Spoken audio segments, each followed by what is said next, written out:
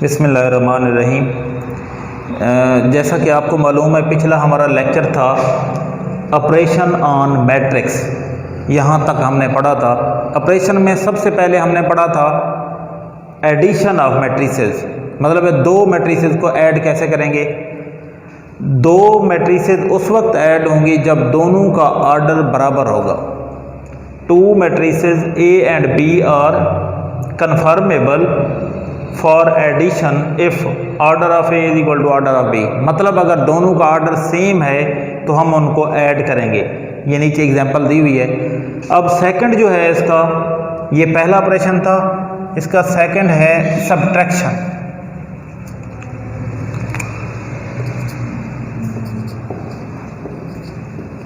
Subtraction जिस तरीके से एडिशन है उसी तरीके से subtraction. Two matrices A and B are conformable for subtraction for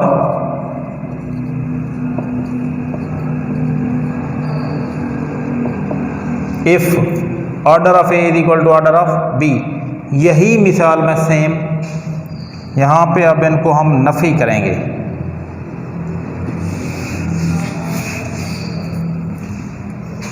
a minus B, इधर भी माइनस आ गया। उसी तरीके से करस्पॉन्डिंग एलिमेंट आपस में माइनस होंगे। 3 माइनस माइनस प्लस 1 हो जाएगा।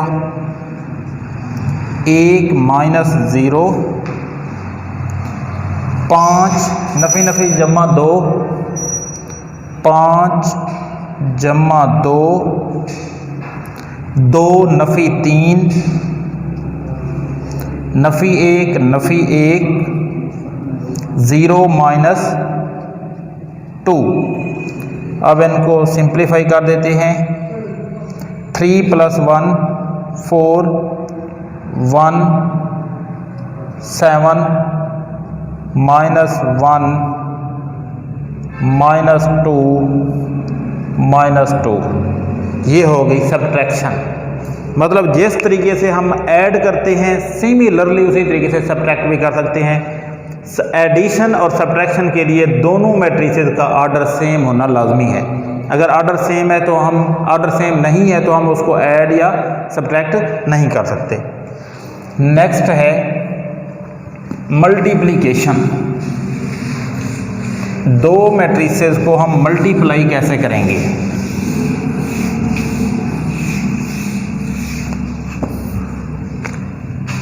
Number 3 multiplication.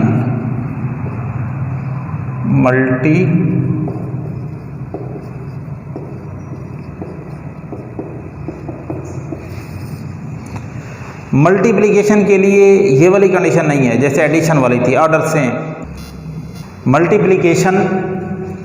मल्टीप्लिकेशन के लिए दो मैट्रिसेस होंगी।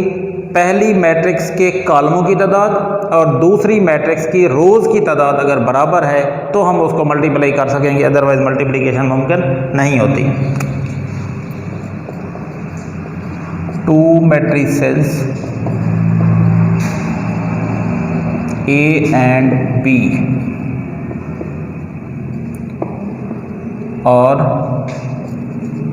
Confirm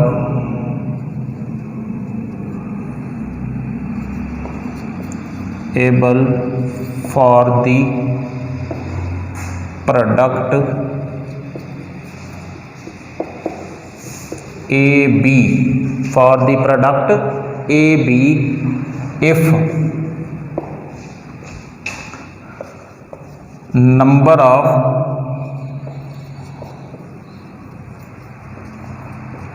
of columns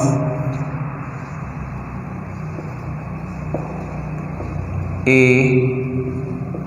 are equal to the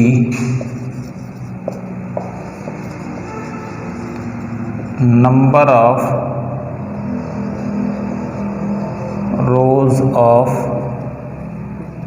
B।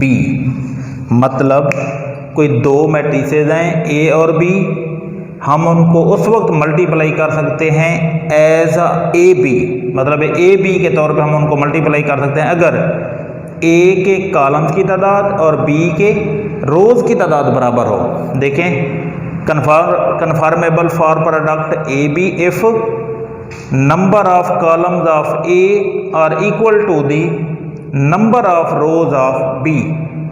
Example देख लें, मैं एक जनरल एग्जांपल लिख रहा हूँ। ए है कोई मैट्रिक्स, उसका जो ऑर्डर है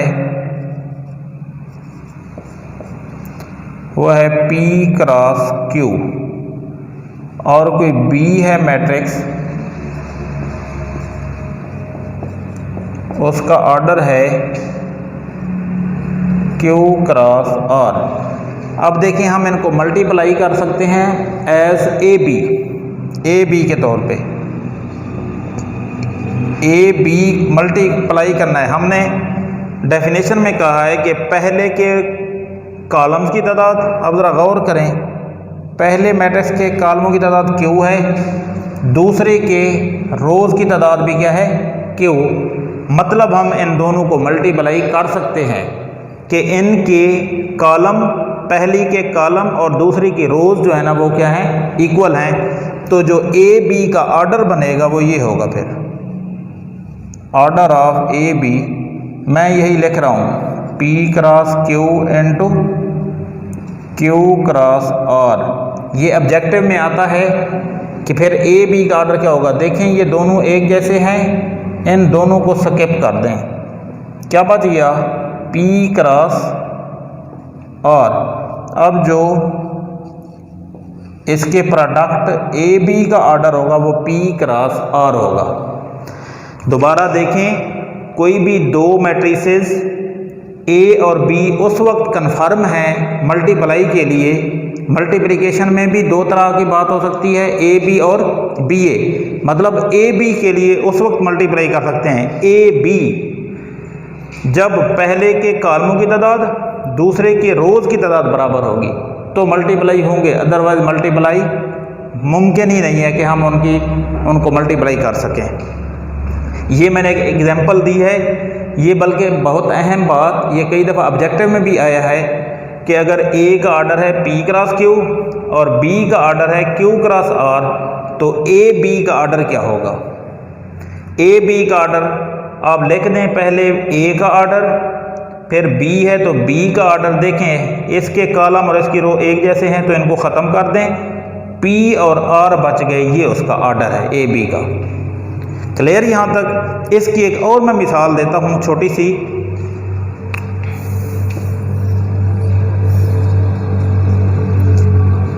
order of A 2 cross 3, order of B 3 cross 1। तो अब हमने ये देखना है कि ऑर्डर ऑफ ए बी क्या है,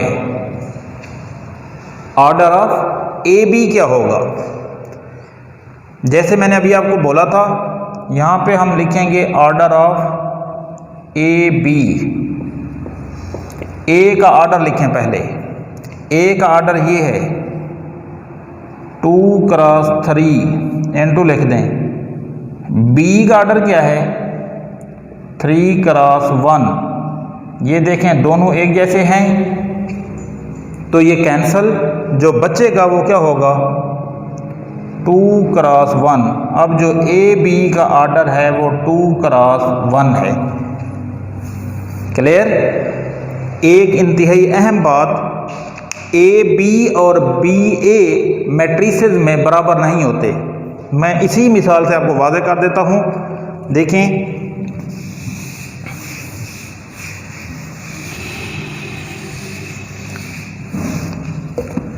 ये नोट है,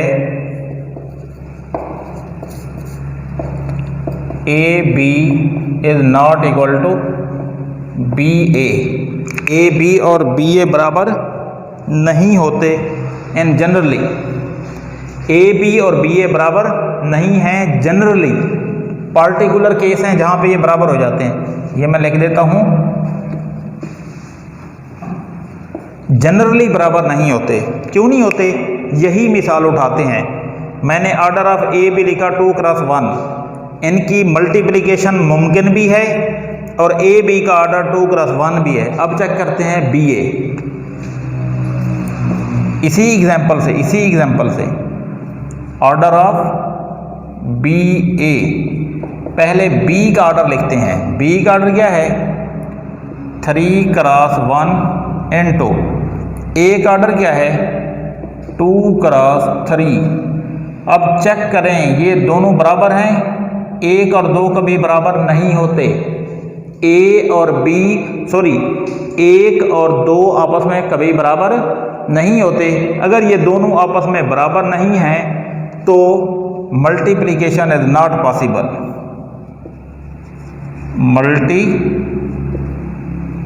मल्टीप्लिकेशन इज नॉट पॉसिबल।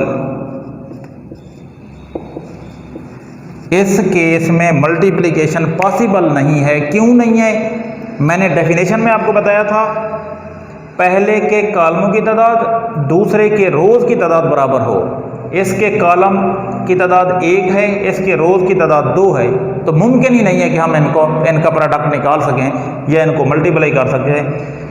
याद रखें ए बी और बी ए बराबर नहीं हो सकते, क्योंकि ए बी का तो आंसर निकल सकता है कोई ना कोई, बी ए का तो एग्जिस्ट ही नहीं करता प्रोडक्ट। क्लियर ये बात?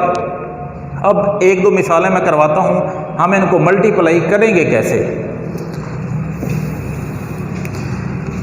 ये तरीका भी आज सीख लेते हैं कि मैट्रिसेस को मल्टीप्लाई कैसे करना है। उसके लिए एक बात अपने माइंड में रखनी है, जो हम पहली मैट्रिक्स लेंगे उसके कॉलम की तादाद, जो दूसरी मैट्रिक्स लेंगे उसके रोज़ की तादाद को इक्वल रखना है। पहली एग्जांपल,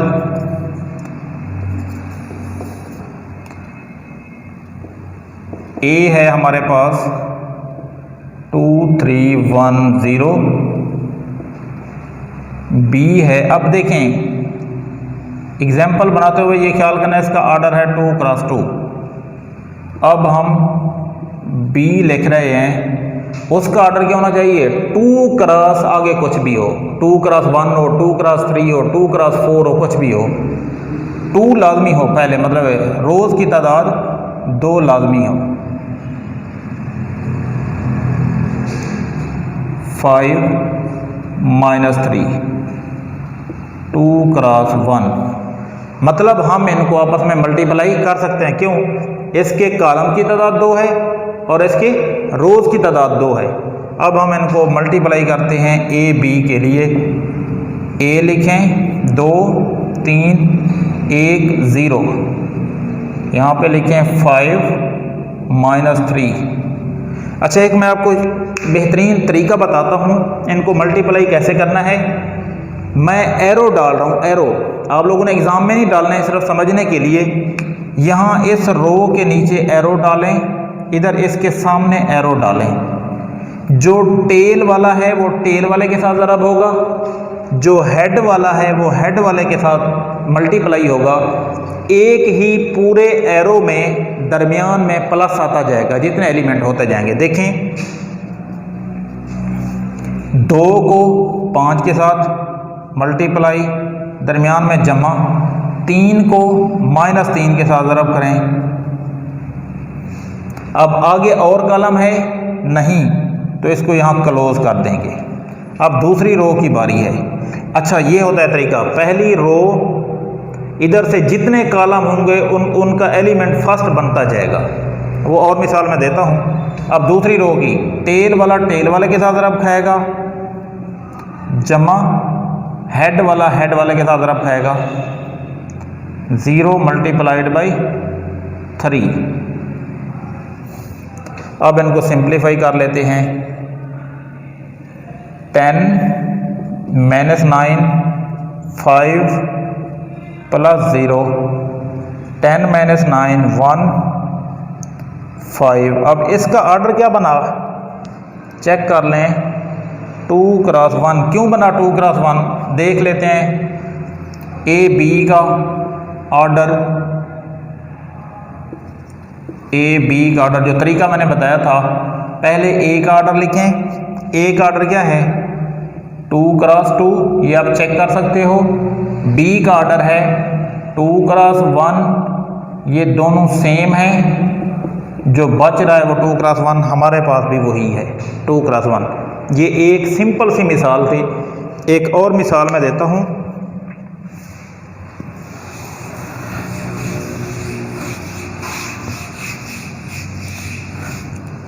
ए यही है, देखें मैं बी ले रहा हूँ, 2 कॉलम है तो कतारें तो 2 होंगी। 3 1 5 0 -1 2। इसका ऑर्डर क्या है 2x3, मतलब मल्टीप्लिकेशन हो सकती है, इधर भी 2 है इधर भी 2 है। इसके 2 कॉलम है और उसकी 2 रोज हैं। इसके 2 कॉलम हैं और इसके 2 रोज हैं, मल्टीप्लाई कर सकते हैं। अब इनको मल्टीप्लाई करते हैं। A B 2 3 1 0 3 1 5 0 -1 2। अभी मैंने आपको बोला था मल्टीप्लिकेशन कैसे होनी है, ऐसे एरो डालेंगे। ये सिर्फ सिखाने के लिए मैं एरो डलवा रहा हूं।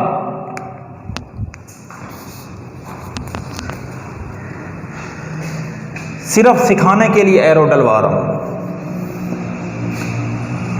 2 ज़रब 3 जमा 3 ज़रब 0।